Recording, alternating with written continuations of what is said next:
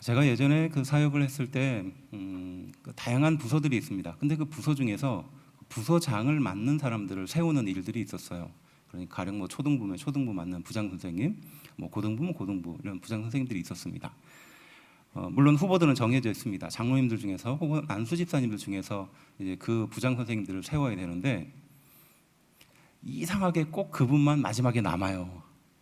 그분 가는 부서는 왠지 피하고 싶은 그런 거 있죠. 말로 표현하기는 못하지만 하여튼 그분이 가는 부서는 뭔가 마음의 불편함이 가득한 그런 것입니다. 모든 사람들이 동일하게 예배를 섬기고 또 부서를 섬기지만 이상하게 그분이 섬기는 곳에는 웬만하면 좀 안 갔으면 좋겠다라는 그런 마음이 들어요. 그런데 이런 말을 하는 이유가 뭐겠습니까? 제가 그 부서를 맡은 거거든요. 그 부장 선생님을 만났습니다. 그 부장 선생님은 장로님이셨습니다. 근데 그 장로님이셨던 그분이 저에게 하셨던 말씀이 뭐냐 하면 우리 할아버지가 이 교회를 세웠다는 겁니다. 할아버지가 이 교회를 세웠고 우리 아버지가 이 교회에서 헌신했고 자신도 이제 지금 장로로서 이 사역을 감당하고 있다. 이 말은 무슨 말입니까? 내가 이 교회의 주인이니까 내 말을 들어야 된다 이런 뜻인 거예요. 당시에 이제 저는 전도사였으니까 초년생인 전도사를 앞에 세워두고 이제 그 장로님께서 일장 연설을 하셨던 겁니다. 이제 그 어쨌든 뭐 그분과 함께 행복하게 사역은 했지만 그 천만남을 잊을 수가 없어요. 그러면서 왜 그런 말을 하셨을까? 그리고 또 왜 그분은 그 교회에서 보이지 않는 그런 영향력, 어떻게 보면 좋지 않은 영향력을 미치고 있을까? 이런 생각을 좀 하게 되었습니다. 근데 이것이 한 개인의 문제인가? 이건 좀 우리가 고민할 필요가 있어요. 교회가 좋은 인격을 갖춘 사람이 사람들에게 인정을 받고 또 그렇지 못한 사람이 사람들에게 외면을 받는 것이 당연하다라고 말할 수 있지만 우리가 좋은 인격의 신앙을 갖춰야 될 이유가 무엇이냐? 우리가 좀 고민할 필요가 있어요. 여러분들도 사회생활을 하다 보면 좋은 사람 또 원만한 관계로 맺어지기를 바라잖아요. 그런데 개 중에서는 좀 예민한 사람들이 있고 개 중에서는 좀 이렇게 딴지 거는 사람들이 있고 좀 피하고 싶은 그런 사람들이 있게 마련이거든요. 그 사람이 자기가 아니기를 바라지만 정작 자기는 모릅니다. 앞서 말했듯이 주변 사람들은 잘 이야기해 주지 않거든요. 나는 어느 정도 괜찮은 그런 인간관계야 라고 생각할지 모르지만 사실은 잘 모릅니다. 객관화가 덜 돼 있는 것 같아요. 마찬가지로 교회 안에서도 그렇게 신앙의 인격을 갖춘다는 게 어떻게 보면 대인관계를 위해서 성도들과의 관계를 위해서 필요한 것인가 라고 가르치고 생각했다는데 중요한 문제가 있는 겁니다. 그래서 교회에서는 이 성도들이 신앙 인격을 거룩하게 갖추는 데 관심을 덜 가졌었습니다. 그래서 그 개인이 그건 철저하게 개인의 문제지 어떻게 보면 교회가 직접적으로 관여해야 될 문제가 아니다라고까지 선을 긋는 교회가 있습니다. 왜냐하면 잘못 건드리면 벌집을 쑤셔놓는 것이 되거든요. 만일에 앞서 제가 설명했던 그 장로님한테 장로님 그렇게 하시면 안 된다고 교회가 어떻게 하나님의 것이지 장로님 개인의 소유냐고 이렇게 이야기하면 물론 말이 되고 인정은 되지만 막 속이 끓어오르잖아요. 못 참지 않습니까? 이런 것을 직접적으로 지적할 수 없기 때문에 항상 이 문제는 방치가 되고요. 교회 안에 이런 것들이 문제가 잠재한 상태로 있는 것이에요. 그리고 그 잠재한 문제가 한번 터지기 시작하면 걷잡을 수 없는 상황이 되고 마는 겁니다. 그래서 우리는 생각하죠. 그 사람은 신앙의 인격이 아직은 좀 부족하니까 그냥 성도들이 잘 덮어주면 된다 이렇게 넘어가기도 하고 아니면 뭐 굳이 그렇게 꺼내가지고 밝힐 필요가 있느냐 그냥 잘 덮어만 주면 되지 문제를 일으키지 않도록 이렇게 잘 덮어만 주면 되지 천국 갈 때까지 이렇게 잘 보듬어 주면 되지 이렇게 생각하는 경향이 있어요. 그런데 특별히 하나님의 말씀을 읽고 또 함께 이번에 8월의 주제가 인간의 관계 또 특별히 내가 어떤 마음을 갖고 있는가에 대한 초점을 좀 갖추고 있는데 살펴보고 있는데 하나님께서 특별히 이 교회를 통해서 공동체를 통해서 우리에게 알려주시고자 하는 목적이 있는 거거든요. 오늘 함께 그 말씀의 의미를 찾아보면서 내 개인의 신앙의 인격을 단련하고 훈련하는 것이 단순히 개인의 영향이 아니라 더 큰 하나님의 뜻과 은혜가 있다는 것을 오늘 이 말씀을 통해서 특별히 살펴보려고 하는 것이에요. 함께 읽은 말씀은 사도 바울이 로마에서 1차 투옥된 이후에 석방이 됩니다. 그리고 나서 지중해 무역의 중심지였던 그레데 섬이라는 곳에 이 자신을 사랑하는 그 사람 디도를 파견하면서부터 이야기가 시작됩니다. 그리고 이 디도는 헬라 출신, 그러니까 이방인이었습니다. 그리고 이제 성경을 읽다 보면 뭐 할례를 받지 않은 사람에 대해서 막 이야기하는데 이게 이 사람을 의식한 게 다분히 커요. 그러니까 이방인이었고 헬라 사람이었고 할례를 받지 않은 사람이 개종을 해서 이제 하나님을 믿고 이제 감독까지 올라온 거예요. 목회자까지 된 겁니다. 그리고 이제 지중해에 그 교회의 문제를 갖고 있어서 그를 파송하는 내용이, 그리고 그를 향하여 이제 목회적인 교훈을 담고 있는 것이 이 내용이에요. 성경에 나오면 이 소위 말해서 목회 서신이라고 말할 수 있는 대표적인 두 개의 디도서고, 그다음 또 하나가 우리가 잘 알고 있는 디모데 전후서입니다. 디모데 전후서는 잘 알지만 이 디도서는 잘 모르는 게 사실입니다. 이 사람은 가만히 살펴보면 굉장히 많은 일들을 감당했어요. 고린도 교회, 우리가 잘 알고 있는 고린도 교회의 문제를 이 디도를 통해서 해결하기도 했고요. 또 이 디도는 그 고린도 교회의 돈의 문제, 이런 문제를 실제적으로 개입해가지고 그것을 지혜롭게 잘 해결한 사람이기도 합니다. 그래서 어떻게 보면 이 그레데 섬에 갖고 있는 문제를 가장 적임자로서 해결할 수 있는 가능성이 있었던 사람이고, 이 사도 바울의 신임을 받았던 사람입니다. 그래서 그가 이제 로마로부터 막 투옥되고 난 뒤에 이제 바로 그곳을 나오자마자 이 디도를 그곳으로 파견하면서 그에게 그때 당시에 이 그레데 섬에 펼쳐져 있는 환경과 상황에 대해서 설명하며 그곳에서 어떻게 사람을 세워가고 교회를 세워갈 것인가를 설명하는 게, 교훈하는 게 함께 읽은 이 디도서입니다. 뭐 우리가 예측할 수 있어요. 여러 민족에 있고 또 도덕적인 타락이 있고 허위의식에 물들어 있는 이 당시의 그레데 섬의 위치를 생각해 보면 그 교회가 가지고 있는 당면한 문제는 우리가 뭐 말하지 않아도 않을 겁니다.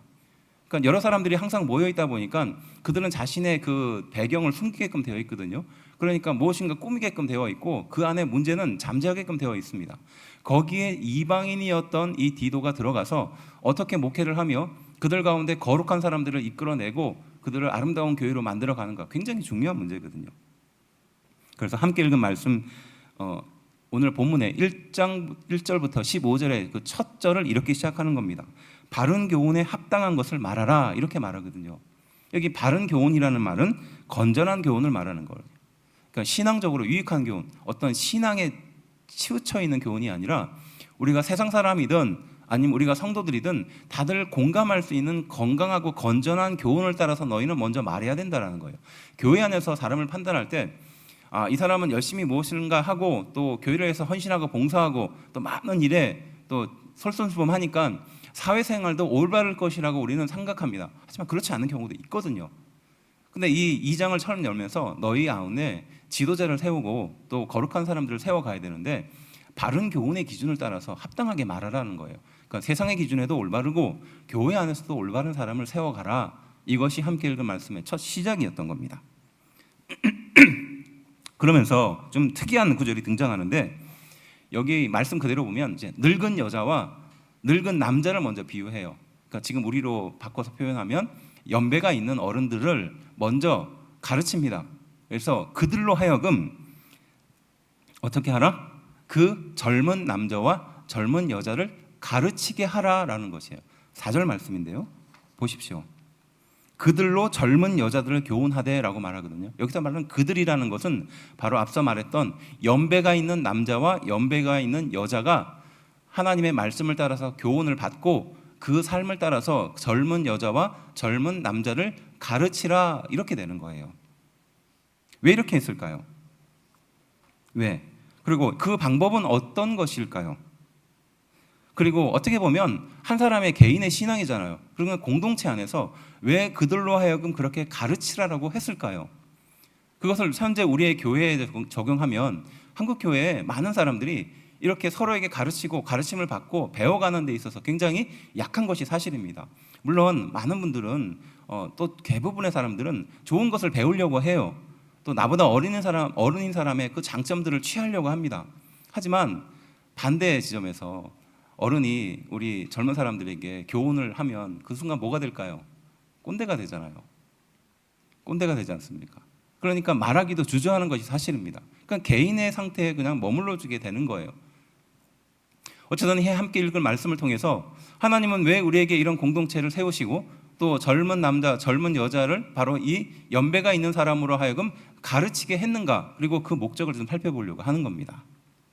그 첫 번째가 삶의 신실함이에요. 삶의 신실함. 4절부터 5절 말씀인데요. 우리 함께 한 목소리를 좀 읽어볼까요? 읽어봅시다. 시작. 그들로 그 남편과 자녀를 사랑하며 신중하며 순전하며 집안일을 하며 선하며 자기 남편에게 복종하게 하라. 이는 하나님의 말씀이 비방을 받지 않게 하려 함이라. 아멘. 먼저 그 대상을 젊은 여자에게 한정하는 겁니다. 그리고 그에게 교훈하죠.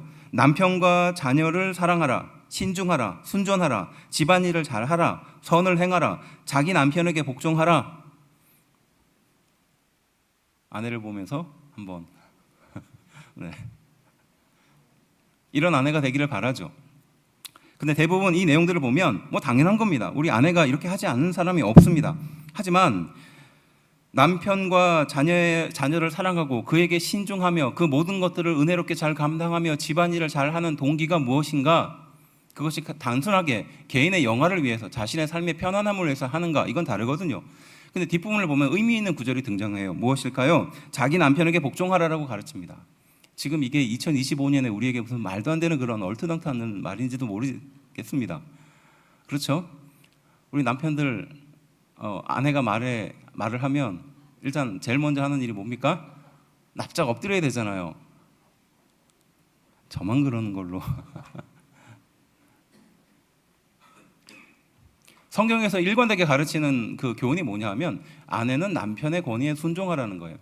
그러면 누가 잘나서가 아니라 하나님께서 만드신 질서가 있는데요. 남편에게는 일종의 권위의 위치를 준 겁니다. 그래서 아내는 그 권위를 인정하고 존중할 줄 알아야 돼요. 물론 아내가 보기에는 남편의 행동이 철없고 참 어떻게 보면 아이 같잖아요. 안 그렇습니까?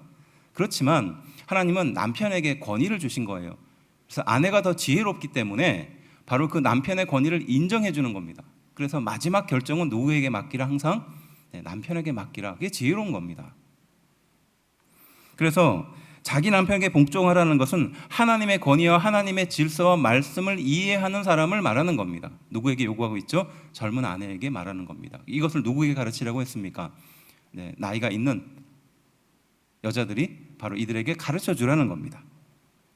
여기서 등장하는 것이 바로 삶의 신실함이에요. 이 믿음직스러움이거든요. 만약 성도의 삶이 말씀과 불일치하는 그때 세상은 말씀을 모독하고 공격하게끔 되어 있는 겁니다. 그러니까 세상이 우리를 공격하는 이유는 다른 게 아니라 우리가 그러한 말씀대로 살지 않기 때문인 겁니다. 예를 들면 이런 거예요. 남편과 자녀를 예를 드는 겁니다. 남편과 자녀를 사랑하지 않는 아내가 있어요.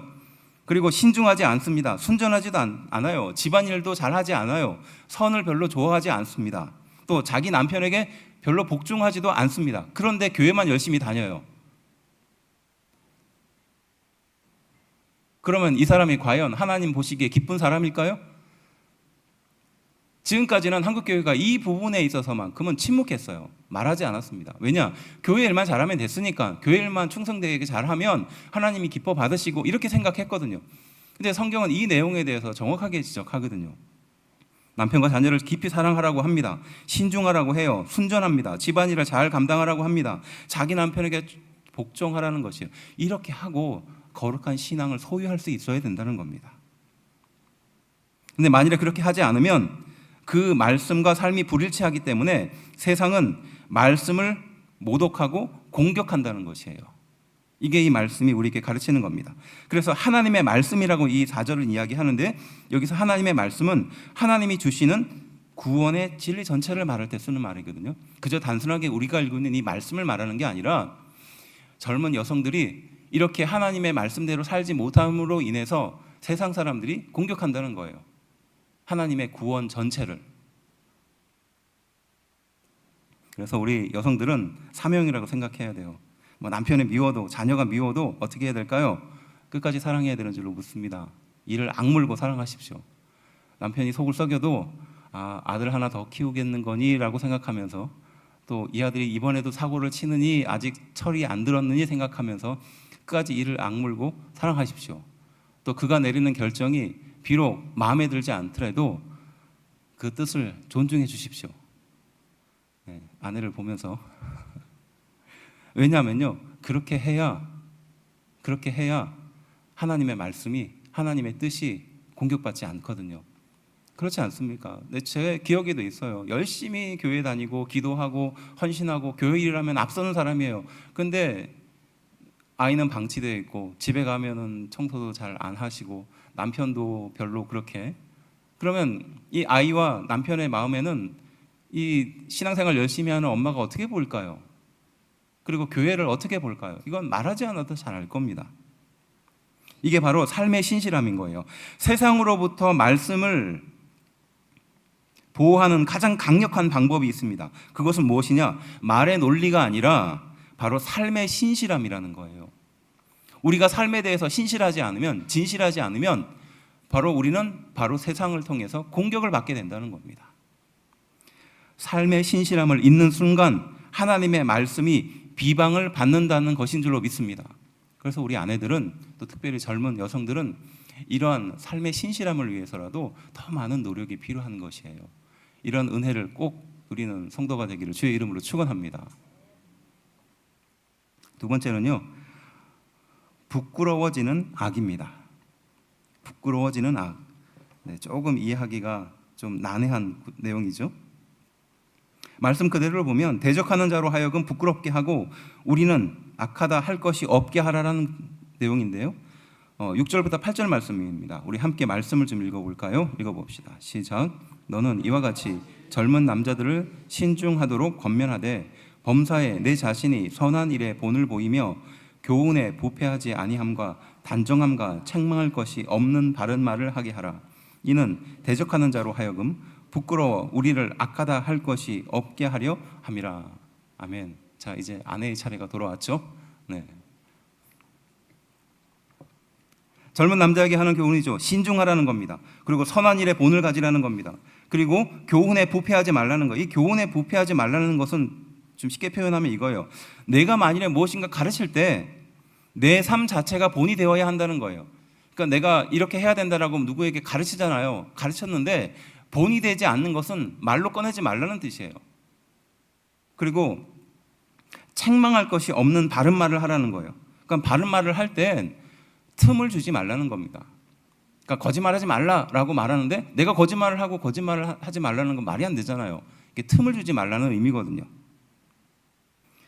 남편들의 입장에서 보면 참 어떻게 보면 세상을 재밌게 살려고 합니다. 그리고 어쨌든 행복하게 살려고 해요. 뭐 어쨌든 간에 남성들은 호기심이 많기 때문에 재미가 없으면 별로 하지 않아요. 그렇죠? 네. 다들 막 고개를 피하고 눈을 피하는데 사실 그렇잖아요. 그 아내들 입장에서 봤을 때는 좀 진중하게 뭔가 하길 바라고 신중하게 뭔가 하길 바라는데 막 그러지 못할 때가 많습니다. 말씀은 교훈하죠. 신중하라는 겁니다. 그리고 선한 일에 본을 되도록 하라는 겁니다. 단정하라는 겁니다. 책망할 것이 없는 바른 말을 하라는 거예요. 그러니까 괜히 이상한 말 해서 이렇게 농담해가지고 웃기려고 하지 말고 바른 말을 하라는 거예요. 저도 가끔 집에서 이상한 말 하면 저희 집사람과 저희 아기가 고개를 돌립니다. 그리고 어쩔 수 없이 들어주는 척하지만 마음속에 어떤 마음을 갖고 있는지는 알아요. 분위기를 띄우기 위해서 하는 노력이긴 하나 사실은 괜히 하는 말이 많습니다. 그냥 안 했으면 더 좋을 말이 더 많습니다. 이 젊은 남자에게 하는 교훈들을 정리하면 결국 뭐냐? 여기에 뒷부분에 등장하는 내용인데요. 이는 대적하는 자로 하여금 부끄러워 우리를 악하다 할 것이 없게 하려. 지금 말씀을 좀 이해하는데 좀 약간 헷갈리는 구절이죠. 요걸 좀 잘라서 보면요. 대적하는 자로 하여금 부끄러워한다라는 게 이게 무슨 뜻이냐면 이 대적하는 자는 당시에 누굴까요? 로마 사람들, 또 유대인들이라고 볼 수 있어요. 그러니까 기독교라는 그 자체를 거부감을 갖고 있는 사람들을 바로 대적하는 사람으로 볼 수 있거든요. 그래서 그 사람들 기준에서 보면 기독교는 무질서한 종교예요. 그리고 사회의 룰을 깨는 종교입니다. 사실은 억울하잖아요. 우리는 그렇지 않은데 그 유대인과 로마 사람들의 입장에서 보면 룰을 깨는 집단이 바로 기독교인 거예요. 대적자인 거죠. 근데 만약 그러한 사람들의 마음을 우리가 알고 어떻게 대하는가가 굉장히 중요한데요. 대부분 어떻게 대합니까? 반항을 하게 되거든요. 불편한 기색을 감추지만 갖게 되거든요. 불성실한 마음을 갖고 반항적인 마음을 갖게 되면 대적자는 교회가 악이고 사회 질서를 무너뜨린다고 단정하게 되는 겁니다. 당연한 거 아니겠습니까? 반항하는 마음과 이 불성실한 마음을 갖게 되면 결국 우리 마음속에 뭐 시원함이 있을 수 있어요. 어차피 세상 사람들이 우리는 잘 모르고 교회의 신앙생활을 잘 모르니까 하는 말이야, 이러면서 하나님께만 인정받으면 되지, 이렇게 마음을 가지면 좀 마음이 좀 시원해지고 좀 위로를 받습니다. 그런데 그 반항하는 마음과 불성실한 마음이 그 대적하는 사람들 눈에는 어떻게 비춰지는지 우리 기독교인으로서 좀 고민을 해야 되거든요. 그래서 그들의 생각이 부끄러워진다라는 거예요. 그러니까 그 대적자들이 기독교는 사회 질서를 해치는 집단이야, 잘못된 사람들이 잘못된 신앙이라는 그 미명하에 그런 열심을, 또 어떻게 보면 지나친 열심을 갖는 사람들의 모임이야, 이렇게 생각하는 것을 깨트리라는 거예요. 그래서 부끄러워한다라는 것은 그런 의미입니다. 대적자들, 그러니까 자신을 비난하는 사람들이 그 비난이 근거 없었다는 것을 너희가 보여주라는 거예요. 대적하는 자들이 그 비난이 근거 없었음을 깨닫게 하라는 겁니다. 그래서 악하다 할 것이 없게 하라라고 이 말씀의 뒷부분은 그렇게 설명하고 있는 거예요. 어떻게? 성도의 바른 삶을 통해서. 이것은 개인의 성품에서 멈추는 것이 아닙니다. 외부의 근거 없는 비난을 무력화하는 것이에요. 그렇지 않습니까? 어느 공동체든 또 어떤 집단이든 들어가 보면요, 이 교회에 대해서 갖고 있는 반감이나 불편함이 있어요.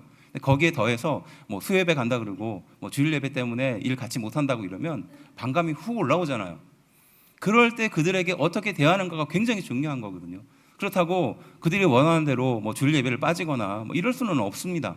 하지만 어떻게 하는 것이 지혜로운 방법일까요? 비록 억울하지만 더 노력하는 거예요. 바른 삶을 살도록 더 몸부림쳐야 되는 겁니다. 아니 2배, 3배로 더 희생할 각오를 해야 되는 것이에요. 결국 그들의 잘못된 생각이, 그 비난이 결국은 아무 의미가 없었던 것처럼 너희가 보여주는 삶을 살아야 한다라고 이 구절은 설명하고 있는 것입니다. 그래서 개인의 성품이 발달하는 것에 멈추지 않고 외부의 근거 없는 비난에 우리가 적극적으로 대응하는 방법은 바로 이와 같이 희생하고 헌신할 수 있는 마음 자세가 필요하다라고 가르치는 것이에요. 그런 성도가 되기를 주의 이름으로 축원합니다. 당장은 억울할 수 있어요. 당장은 힘들 수 있습니다. 또 그 사람들이 나를 향하여 평가하는 그것이 굉장히 싫을 수도 있습니다. 하지만 이것을, 그 사람들의 잘못된 비난이 근거 없게 만들게 되기를 주의 이름으로 축원합니다.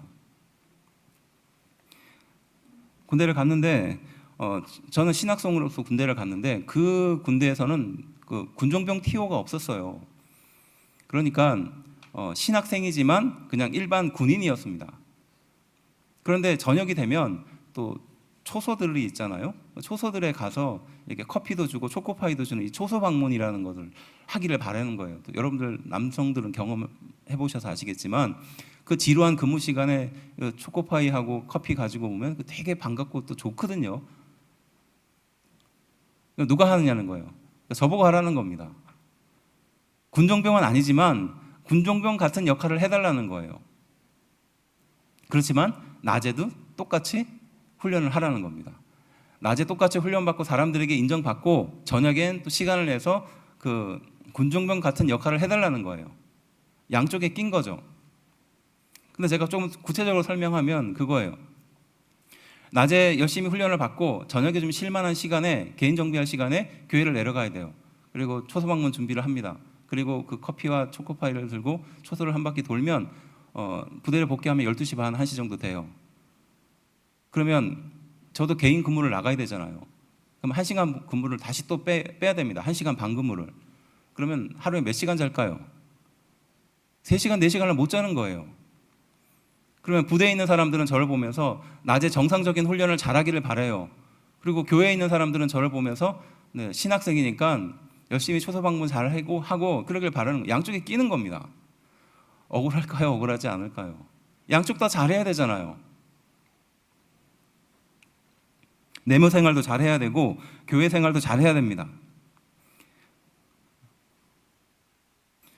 그러니까 1년 가까이를 그렇게 하루에 3시간, 4시간도 못 자고 군 생활을 하다 보니까 이게 뭐 진짜 삶이 엉망이 되더라고요. 그래서 한날은 제가 아침에 밥 먹으러 가는데 너무 피곤해가지고 화장실에 들어가다 숨었습니다. 거기서 잤어요, 몰래. 근데 그때 저희 선임이 또 마침 거기에 들어와가지고 문을 이렇게 연 겁니다. 제가 거기다 자고 있는 게 딱 들켰습니다. 이등병이 이제 1병도 안 된 애가 거기서 그렇게 자고 있으니 얼마나 말도 안 되는 일이 생깁니까? 그런데 어떻게 했을까요? 그 선임이 문을 이렇게 닫아주더라고요. 계속 자라고. 뭐 짧은 20-30분이었지만 그때가 너무 감사하고 감사하더라고요. 그 1년이라는 기간이 정말 지옥 같았지만 하루에 2-3시간, 3시간도 못 자는 그런 삶을 계속 반복하면서 낮엔 고된 생활을 했지만 억울함이 가득 차고 양쪽으로부터 완전하게 인정받지 못하는 상태로 마치 시험대에 오르는 것 같은 삶을 살지만 그 삶의 시련이 지나가고 난 뒤에 어느 정도 정점이 지나간 그 다음부터는 완전히 다른 삶을 살게 되더라고요. 만일에 제가 그때 인내하지 못했다면 또 하나님께서 나에게 주시는 어떻게 보면 기회라 생각하지 않고 그냥 흘려보냈다면 아마 그런 영광을 못 얻었을 겁니다. 성도의 바른 삶이라는 것은 무엇을 우리에게 가르치는 걸까요? 비록 우리는 세상과 저울질하면서 물론 저 사람들보다 조금 편안하고 괜찮은 삶을 살고 싶어하는 욕구가 생깁니다. 하지만 우리가 성도이기 때문에 예수 그리스도의 제자이기 때문에 희생을 감수하는 거예요. 우리를 향하여 손가락질하고 그리스도인들은 저럴 수밖에 없어, 그리스도인들은 이기적이야, 그리스도인들은 자기만 생각해, 그리고 교회만 중요하게 여긴다는 그 생각 자체가 잘못된 것은 아니지만 우리의 진심은 있거든요. 그를 위해서 희생하고 헌신해야 되는 거예요. 그래서 제가 우리 교회가 자꾸 나눔을 강조하는 이유도 다른 이유가 아니에요. 무엇인가 나눌 수 있는 여유도 필요한 것이지만요, 나눌 수 있는 힘이 필요한 겁니다. 그래서 자꾸 나누다 보면 세상 사람들도 알아요. 교회가 어떤 곳인지. 하지만 나누지 않고 우리만 알고 우리 교회만 중요하고 우리 교회만 필요하다라고 말하면 그때부터 세상 사람들은 손가락질하며 말합니다. 어차피 교회가 저렇지, 교회는 똑같아, 이런 말을 하게 된다는 것이죠. 말씀의 의미처럼 대적하는 자로 하여금 부끄럽게 하는 성도가 되기를 주의 이름으로 축원합니다. 이를 위해선 희생과 헌신과 정말로 뼈를 깎는 아픔이 필요합니다. 하지만 그 과정이 지나면 하나님은 그에 합당한 영광을 주실 줄로 믿습니다. 마지막 세 번째는요, 빛나는 교훈이에요. 9절부터 10절 말씀인데요, 우리 함께 한 목소리로 읽어봅시다. 시작. 종들은 자기 상전들에게 범사에 순종하여 기쁘게 하고 거슬러 말하지 말며 훔치지 말고 오히려 모든 참된 신실성을 나타나게 하라. 이는 범사에 우리 구주 하나님의 교훈을 빛나게 하려 함이라. 아멘. 자, 젊은 여성과 젊은 남성에 대한 교훈에 이제 종들이 이어집니다. 이 구절이 좀 뜬금없을 수 있습니다. 왜 갑자기 종이 등장하는가? 당시의 상황을 생각해 보면요, 이 교회 안에는요 종도 있었어요. 주인도 있었습니다. 노예도 있었던 거죠. 우리는 교회에 오시는 분들이 어떤 자신의 어떤 것들을 이상을 펼치기 위해서 오시는 분들이 가끔 있어요. 그러니까 교회가 어떻게 그럴 수 있느냐, 진리를 이런 분들이 있어요. 근데 우리의 과거의 역사를 보면 우리가 일제 시대에 굉장히 힘들고 어려웠을 때 정말로 말 그대로 우리나라의 독립을 위해서 희생하고 헌신했던 분들의 상당수가 기독교인이었습니다. 또 종교인들이었어요. 근데 만일에 그분들이 자신의 이상을 또 이 나라의 어려움을 이 종교를 통해서 풀으려고 했었다면 그런 방식이 아니었을 거예요. 교회도 마찬가지입니다. 이 종들이 당시 사람들로서는 당연한 제도였습니다. 교회 안에도 그런 종들이 들어왔어요. 노예가 들어왔습니다. 근데 바깥에서는, 집에서는 종과 주인의 관계인데 교회에 들어오면 어떻게 될까요? 똑같은 성도의 관계거든요. 그러면 이 종들이 오해하는 것 중에 하나가 무엇이냐? 교회에서는 어차피 같은 관계니까, 같은 성도니까, 하나님의 거룩한 권속의 백성이니까 이제 집으로 돌아가서도 그 행동을 하는 거예요. 그러니까 이에 대한 교훈으로서 이 말씀이 연결되는 겁니다. 그에게 상전에게 범사에 순종하라고 합니다. 거슬려 말하지 말라는 거예요. 그러니까 말대답하지 말라는 거예요. 훔치지 말라는 거예요. 그럼에도 불구하고 참된 신실성을 나타내라는 거예요. 종이니까 하나님의 거룩한 사람으로서 살지만 이제 집에 돌아가면 종으로서의 역할도 충실히 잘 감당해야 한다는 겁니다. 종은 사실 억울하죠. 주인에게 인정을 받지 못할 때 가장 힘드니까요. 그런 종들이 바로 주인에게 성실할 때, 세상 사람들보다 더 깊이 그를 섬기고 성실할 때 하나님의 말씀을 또 비방을 막을 뿐 아니라 복음이 그를 통해 드러난다는 것이에요. 직장생활 하다 보면 참 이상한 사람들이 많습니다. 얘기를 들어보면 참 말도 안 되는 사람들이 있어요. 막 그 사람 때문에 거기 있고 싶지 않은 경우가 흔하게 있습니다. 그러니까 그런 분들이 상담하러 오면 제가 해줄 수 있는 말이라고 참 없어요. 어디 가가지고 같이 욕을 해줄 수도 없고, 그런 말도 안 되는 행동을 막 하는 사람 어떻게 말하기도 참 그렇습니다. 그렇다고 그 직장을 떠나라 이렇게 말할 수도 없습니다. 그런데 마지막 결론은 결국 뭐냐 하면, 하나님 보시기에 부끄럽지 않게 신앙인으로서의 자존심을 지키되 그를 잘 섬겨주라는 겁니다. 그거밖에 없습니다. 왜냐? 그를 통해서 결국 복음이 드러나니까요. 우리의 그 노력과 희생과 헌신이 결국 땅에 떨어지지 않고 복음이 드러나는데 일조를 하니까요. 그래서 말씀의 뒷부분에 나와 있듯이 구주 하나님의 교훈을 어떻게 한다? 빛나게 한다라고 표현하는 거예요. 그 희생과 그 헌신이 결국 하나님의 말씀을 빛나게 하는 행동이 된다라고 가르치는 것이에요. 이 빛나게 한다는 것은 우리가 잘 알듯이 장식하는 겁니다. 아름답게 꾸미는 거예요. 본질은 있는데 그 본질이 아름답게 장식이 되는 경우도 있지만 장식이 되지 않는 경우도 있거든요. 근데 우리의 그런 행동이 그 장식하는 것과 같이 반짝반짝 빛이 나는 것과 같은 행동이 된다라고 가르쳐 주는 겁니다. 성도의 진실한 삶은 하나님의 말씀을 아름답게 드러내고 설득력이 있도록 장식하는 것과 같은 것이라고 가르치는 것입니다. 그래서 한마디로 하나님의 말씀을 빛나게 하는 행동이에요. 믿으십니까? 여러분들이 만일에 아르바이트를 한다고 하면요, 남들은 10분 전에 가서 준비한다 그러면 한 20분 전에 가서 하십시오. 그리고 남들이 피하는 시간이 있으면 만일에 여러분들이 시간이 괜찮다면 그 시간을 자처하십시오. 마음속에 좀 억울한 마음이 들고 좀 내가 좀 더 몸이 피곤할 수 있습니다. 하지만 그런 행동이 하나하나 쌓이면요, 결국 무엇일까요? 여러분들의 그 행동을 통해서 예수님이 빛이 나는 것이에요. 복음을 매력적으로 비추는 역할과 도구가 된다는 것입니다. 복음의 원래의 아름다움을 드러내는 도구가 된다는 것인 줄로 믿습니다. 무엇을 통해서? 나의 그 작은 친절한 말과 행동과 희생과 헌신을 통해서요. 조직에 있다 보면요, 항상 뺀질뺀질하게 도망가는 사람이 있고요, 뭔지 모르지만 같이 와가지고 일하려는 사람들이 있어요. 그러면 누가 더 귀해 보일까요? 당연히 같이 일하려는 사람이 귀해 보입니다. 그렇죠? 근데 이 사람이 교회를 다녀요. 그러면 교회에 대해서 좋은 마음을 갖게 되거든요. 그 사람의 말과 행동이 언젠가 강력한 영향력이 될 때가 있거든요. 결국 그것이 무엇과 같다? 빛나는 것과 같은 역할을 한다는 겁니다. 그래서 이 마지막 세 번째 교훈은 이런 질문으로 자신에게 돌아보게 되는 것이에요. 나를 통해서 예수님이 빛나는가? 내 능력이 나타나는 것이 아니라, 내 실력이나 잘남이 드러나는 것이 아니라 나를 통해서 예수님이 빛나는가? 이렇게 스스로 질문해 보게 되기를 기도합니다. 나는 예수님이 빛나는 삶을 살고 있는가? 이렇게 바꿔볼 수도 있죠. 나의 말을 통해서, 나의 행동을 통해서 예수님이 빛나는 행동과 말을 하고 있는가? 이렇게 바꿔볼 수 있습니다. 신실한 삶은 무엇을 말하는 걸까요? 그것은 억울한 것, 또 사람들로부터 인정받지 못한 상황에도 견디고 순종하는 삶을 신실하게 사는 것을 말하는 것인 줄로 믿습니다. 그래서 우리는 늘 배우고 따라할 수 있어야 돼요. 누구에게든 어떤 사람에게든 겸손하게 그의 말과 행동을 통해서 배울 자세를 가져야 한다는 것입니다. 그를 통해서 나의 선한 영향력이 드러나는 사람들과 같이 있어야 될 이유도 여기 있어요.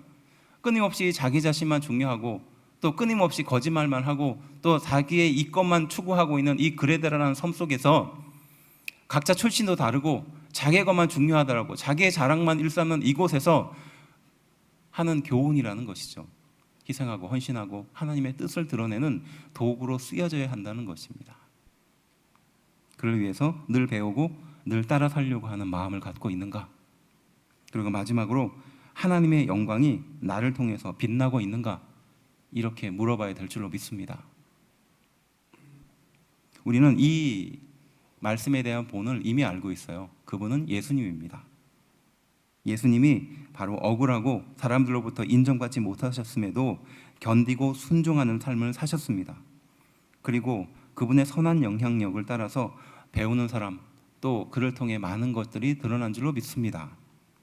그리고 예수님을 통해 십자가의 은혜가 나타나고 하나님의 영광이 나타나게 된 줄로 믿습니다. 우리는 그래서 그 예수님의 본을 따라 살아가는 사람들이에요. 세상 사람들이 우리를 향하여 갖고 있는 이 생각과 선입관들을 우리가 깨트릴 수는 없습니다. 하지만 우리의 선한 행동과 거룩한 말들이 결국 복음을 빛나게 하는 줄로 믿습니다. 가장 작은 일에, 가장 할 수 있는 그 일에 희생하고 헌신하십시오. 결국 그 일들이 쌓이고 쌓여서 하나님의 말씀이 빛나게 하는 일이 될 줄로 믿습니다. 기도하겠습니다.